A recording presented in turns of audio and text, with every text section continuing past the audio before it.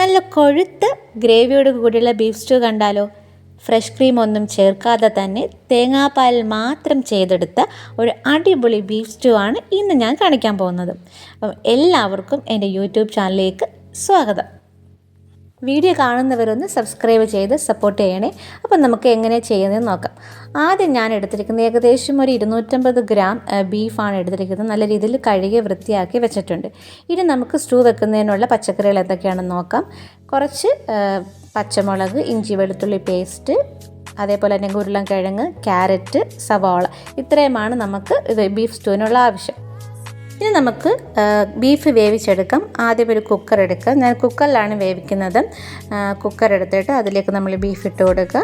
പിന്നെ ഇഞ്ചി വെളുത്തുള്ളി പേസ്റ്റ്, ചതച്ച ഇഞ്ചി വെളുത്തുള്ളി പേസ്റ്റ്, ആവശ്യത്തിന് ഉപ്പ്, പിന്നെ കുരുമുളക് പൊടി, പിന്നെ അതേപോലെ തന്നെ കുറച്ച് സവാള, കറിവേപ്പില, ഇതെല്ലാം ചേർത്ത് നല്ല രീതിയിലൊന്ന് നമ്മൾ കൈ കൊണ്ട് തന്നെ ഇതെല്ലാം അതിൽ പിടിക്കുന്നതിന് വേണ്ടി നല്ല രീതിയിലൊന്ന് ഇളക്കി വെച്ച് വേവിക്കാം.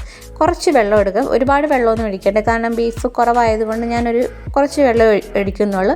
പിന്നെ അതിൽ നിന്ന് തന്നെ കുറച്ച് വെള്ളം ഇറങ്ങുമല്ലോ. അപ്പോൾ കുറച്ച് വെള്ളം കൂടെ ചേർത്ത് നമുക്കിത് വേവിച്ചെടുക്കാം.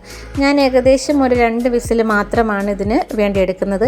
നമുക്ക് വേണമെങ്കിൽ നമ്മുടെ വെജിറ്റബിൾസ് എല്ലാം കുക്കറിലിട്ട് നമുക്ക് വേണമെങ്കിൽ അങ്ങനെയും വേവിച്ചെടുക്കാം. പക്ഷേ ഞാനിത് സെപ്പറേറ്റ് ആയിട്ടാണ് വേവിച്ചെടുക്കുന്നത്. അപ്പോൾ നമ്മുടെ ബീഫ് ഇവിടെ വെന്തിട്ടുണ്ട്. പിന്നെ നമുക്കിനി വെജിറ്റബിൾസ് എല്ലാം നല്ല രീതിയിലൊന്ന് വഴറ്റിയെടുക്കണം. ആദ്യം ഒരു പാൻ വെച്ചിട്ട് കുറച്ച് എണ്ണ ഒഴിക്കുക.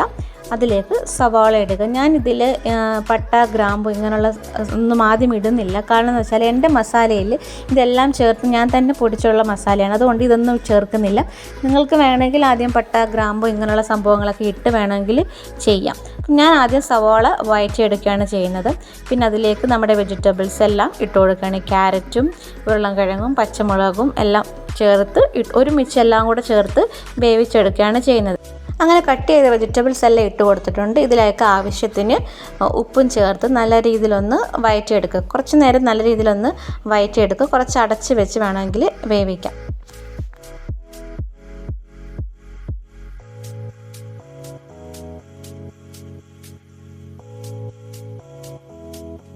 ഇപ്പോൾ വെജിറ്റബിൾസ് എല്ലാം നല്ല രീതിയിൽ കുക്കായിട്ടുണ്ട്. ഇനി നമുക്കിതിലേക്ക് ബീഫ് ഇട്ട് കൊടുക്കാം.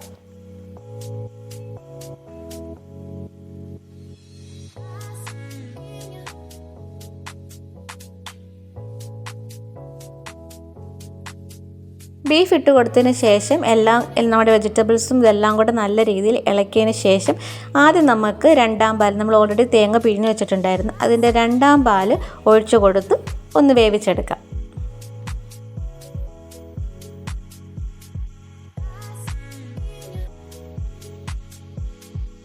ഇപ്പോൾ തേങ്ങാപ്പാലിൽ കിടന്ന് 2ാം പാൽ അതിൽ കിടന്ന് നമ്മുടെ വെജിറ്റബിൾസും ബീഫും എല്ലാം കൂടി ഒന്ന് നല്ല രീതിയിൽ വെന്ത് വന്നിട്ടുണ്ട്. നമുക്ക് വേണമെങ്കിൽ കിഴങ്ങൊക്കെ ഒന്ന് ഉടച്ച് നോക്കാം.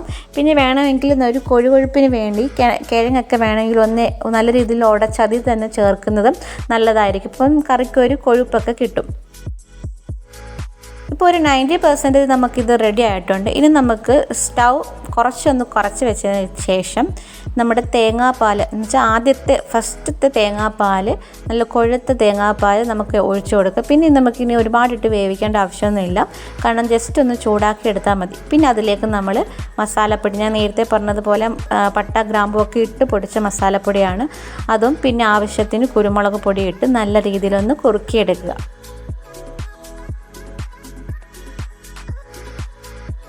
അപ്പോൾ അതാ നമ്മുടെ ബീഫ് സ്റ്റൂ, നല്ല കൊഴുത്ത ബീഫ് സ്റ്റൂ, നല്ല ഗ്രേവിയോട് കൂടിയുള്ള ബീഫ് സ്റ്റൂ ഇവിടെ റെഡി ആയിട്ടുണ്ട്. നമുക്കിതിൽ ഫ്രഷ് ക്രീമോ അല്ലെങ്കിൽ കാഷ്യൂനട്ടോ ഒന്നും അരച്ച് ചേർക്കാതെ തന്നെയുള്ള നല്ല കൊഴുത്ത ഗ്രേവിയോട് കൂടിയുള്ള ബീഫ് സ്റ്റൂ ആണ്. അപ്പോൾ എല്ലാവരും ഇതൊന്ന് ട്രൈ ചെയ്ത് നോക്കുക കേട്ടോ. അടിപൊളി ടേസ്റ്റാണ്.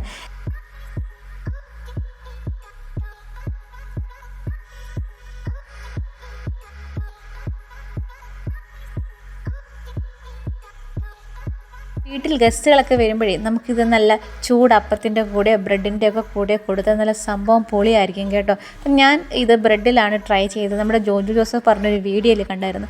അങ്ങനെ ഇത് ബ്രെഡിലാണ് ട്രൈ ചെയ്തത്. സംഭവം അടിപൊളിയായിരുന്നു. ബ്രെഡിൻ്റെ കൂടെ കഴിക്കാൻ, ആ ചൂട് ബ്രെഡിൻ്റെ കൂടെ കഴിക്കാൻ നല്ല സൂപ്പർ ടേസ്റ്റ് ആയിരുന്നു. ആ ബീഫൊക്കെ നല്ല രീതിയിൽ നല്ല വെന്ത് അടിപൊളിയായിരുന്നു.